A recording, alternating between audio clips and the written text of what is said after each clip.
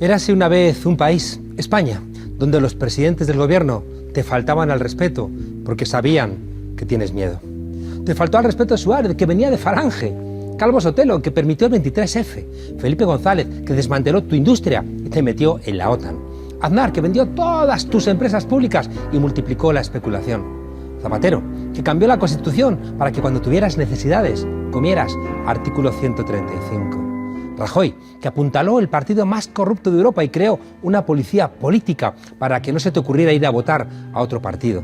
Y Pedro Sánchez, que te ha vuelto a decir que va a derogar la reforma laboral del PP, no porque piense que eres imbécil, sino porque sabe que tienes miedo. Y el rey Juan Carlos, claro, que fue nombrado por Franco, y gracias a tu miedo, dicen todos que fue el que trajo la democracia.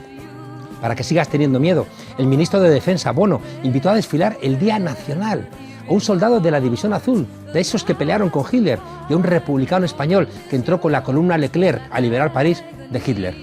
Y para que tengas miedo, Zapatero sacó la última estatua de Franco de Madrid con nocturnidad para no molestar y para que tú no te hicieras preguntas. Porque tienes miedo, querías que Podemos aceptara las migajas que ofrecía el PSOE. Porque tienes el miedo en los huesos, en la memoria, en los silencios de tu casa, en los gritos de las tertulias de televisión. Porque tienes miedo a pedir más de la cuenta, porque tienes miedo a reclamar lo que es tuyo y lo de tus hijos y lo de tus nietos. Porque tu miedo te hace vivir en una democracia de prestado. Pedro Sánchez no sabe mucho, ni siquiera sabe de los asuntos de su tesis doctoral, pero sabe que tienes miedo.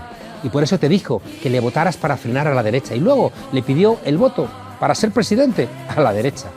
Y ahora vuelve a pedirte el voto para frenar a la derecha porque sabe que tienes miedo. Y por ese mismo miedo la izquierda se rompe y surge otra izquierda más amable con el miedo que dice que va a molestar lo justo precisamente a los estrategas del miedo. Porque saben que tienes miedo, dicen que los 4 millones de votos de Unidas Podemos no tienen derecho a gobernar y tú, asustado, asientes. Y tu miedo te dice, no os paséis, no os paséis, no os paséis.